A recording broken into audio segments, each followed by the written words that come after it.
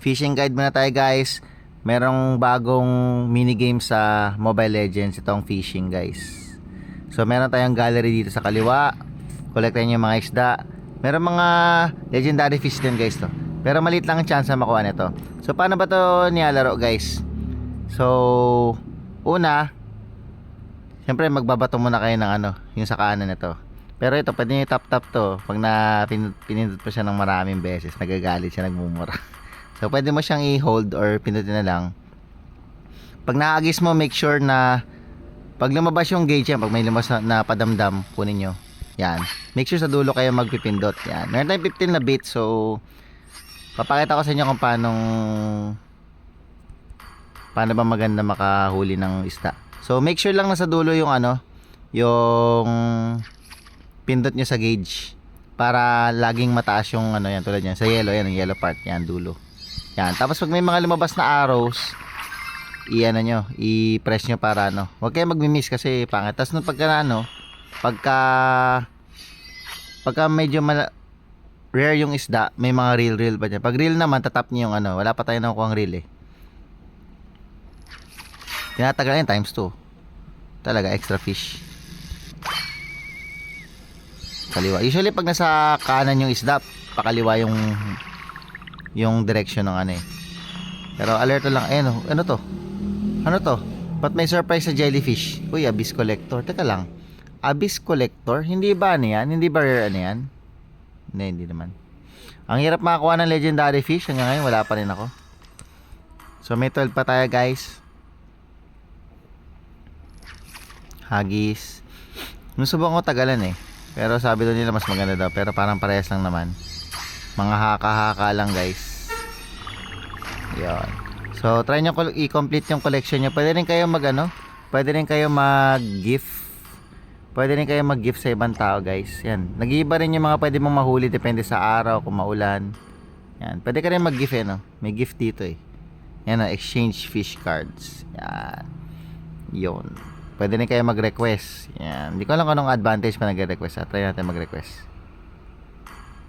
Grow eel. Putsang ila meron na. Ang daming lang bis na makahuli niya na. Anyways. Let's go. Huli pa tayo guys. Haggis. Yan. Masaya siya. Nakaka-relax siya guys. Tagal Mahilig kayo sa mga yung mga RPG na mga fishing games. Yan. Ganyan madalas yung mga tirada ng mga fishing games, yung mga gauge. Try natin tap ulit guys, baka ma-short. Hold natin ng matagal. 1, 2, 3. Haggis. Yan, extra coins guys. Para sa mga wala pang yusong skin dyan. Ako wala pa ako eh.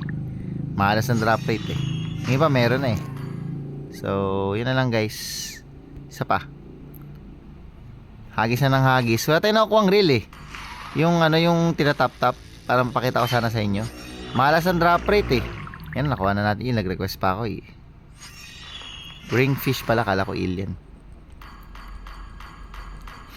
Tapos pwede ka rin yata makakuha ng ng diamonds sa chest. Pero malabo yan. Diba? Tapos may mga bigat din yan guys.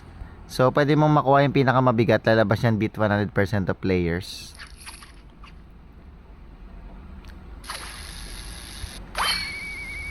Pakaliwa yan. Tapos pakanan. Tapos pababa. Ito yan, may reel na guys yan Tap lang kayo doon pa nag-reel. Yan. Heavy catch. Nag-level up yan. Parang nag-evolve yung mga isda ba to? Yan, may nadagdag na naman tayo sa gallery guys. 13 out of 50 na tayo guys. Yan, inipon ko talaga yung mga bait para gawan ng content. Yan, sa dulo guys. Madali lang naman guys, mabagal lang yung gauge eh. Maganda kung gamitin yung dalawang kamay para pag pumunta sa kanan o sa kaliwa. Ito parang medyo maganda tong isdang to yan. Meron ako nakuha niyan eh. Libre ko nga lang nakuha kanina. O yun yan bit 99.3 players. Sabihin sobrang bigat ito guys. 99.3 players. Screenshot natin yan guys. Kasi mabigat to. Ngayon lang guys. Simple lang guys. Minigame. Enjoy lang. Tapos kung medyo na-addict kayo, pwede kayo bumili ng bait gamit 1 diamond dito. Yan shop. Yan. Yan Mura lang guys. Sige guys, yun na lang. Good luck sa pangingisda.